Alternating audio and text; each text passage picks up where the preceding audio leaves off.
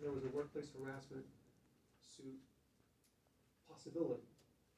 And then we as a board talked about actions, and then it led to a lawsuit.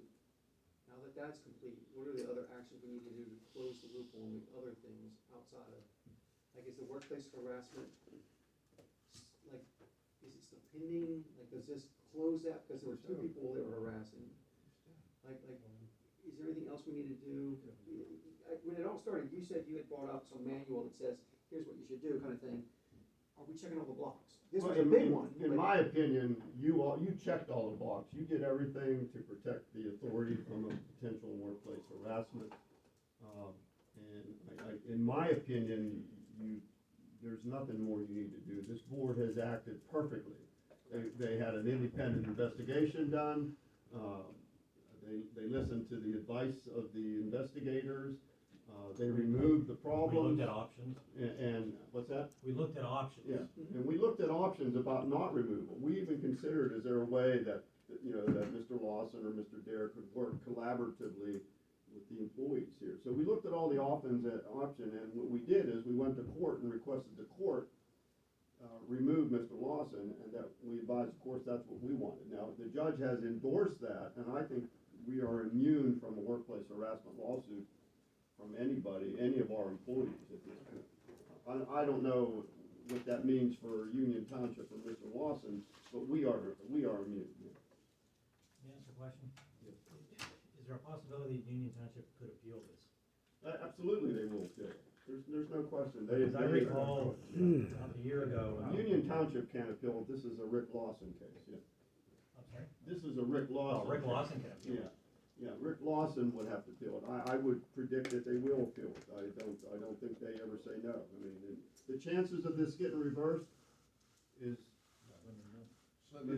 like almost 0%. This decision is so well written, and there's findings of credibility, it will never be reversed, but people appeal things just to keep it open, you know. And it's going to be a continued waste of fees and taxpayer money if they do that. But I would predict they would appeal. What's that? Who pays for an appeal, Phil? Well, I don't know who pays for Mr. Lawson's appeal. You know, our insurance policy is covering his defense, but the letter that he was issued, which I have seen, said that they would not provide him they would reserve the right not to provide him a defense if he loses this case. So I don't know whether they will continue to provide him with the defense or not. That's up to you have a very good insurance carrier, and they protect you guys to the fullest as they should, and they're protecting Mr. Lawson. You know. My guess would be that they won't, if they read the decision, they won't support an appeal and have to pay for it out of his pocket, but I don't know that for a fact. What would the timeframe be for an appeal? 30 days. 30 days from the issuance of the decision. They also could file what they call a motion for reconsideration. That's usually a waste of time, so I don't.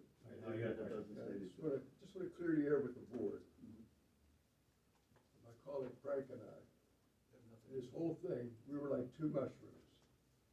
Still like a mushroom. In the dark and that's BS, because we never, we weren't allowed to go to any executive sessions. And, we were like out in limbo, and for us to make an honest evaluation and a ruling, I mean, none of this stuff, I mean, what you told us and what the court ruled was all news to Frank and I. You didn't know before tonight? No, When Tanya sent the thing, that's when I did. She made my copy. Frank called me up and he says, did you get anything? And I said, yeah, I got a packet.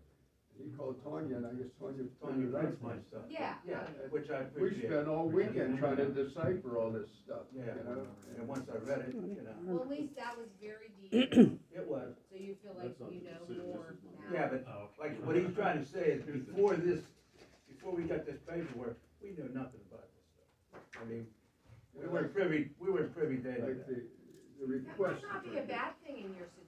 Well, honestly. well, the thing is, To be out I of got that constituents that's particular asking me what's going on, and I mean, Me too. yeah, We don't know nothing. yeah, I mean, Yeah. I was a supervisor for 18 months. Yeah. I spent my time in the garage with the road crew.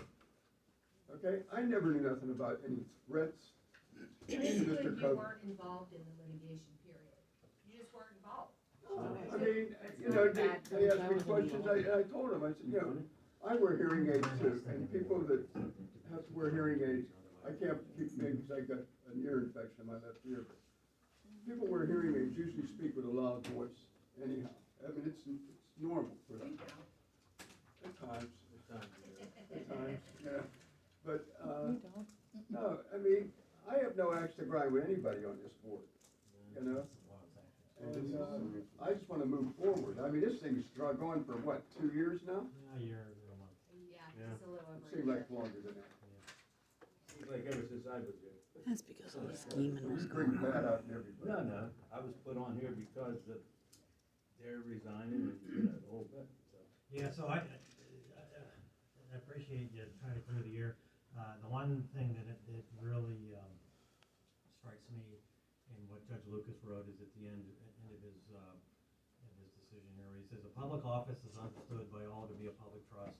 To honestly administer such trust, the official in whose charge it is placed must give undivided loyalty." That really strikes a strong chord with me. Yeah. And I feel good about it, and I know that there are times, you know, where there's 10 of us, and some of us don't agree with the others, but. You're gonna have that. And the But thing is, it's a democratic process, and Right. once the board makes a decision, we all have to stand behind it, and I think that's part of your undivided and loyalty. I didn't agree with the board making, bylaw changes. Well, the court ruled against that anyhow, but, I could see where the board was coming from, because as a setting supervisor at the time, now Mrs. Dupree's in that same situation, it's, you can't serve two masters. Yeah.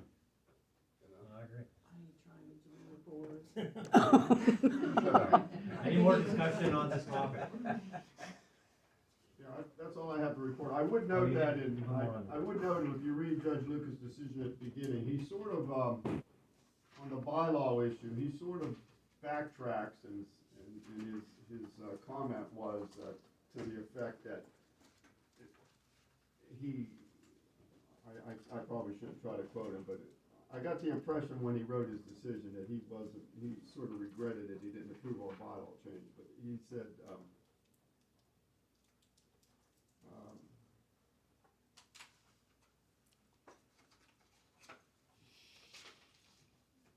he said that second PCSA charge that Mr. Lawson's dual office breaches PCSA bylaws, amended petition 71 to 77. This court ruled that this ground for relief is, quote, dubious because the legislator had not empowered a municipal authorities board to enact compatibility restrictions for its board membership. See memorandum and order.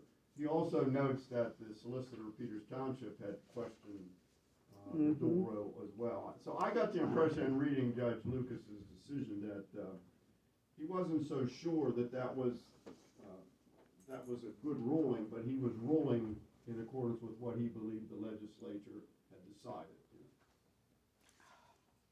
You had one more on your agenda, update on Larry Lennon construction. Yeah, Larry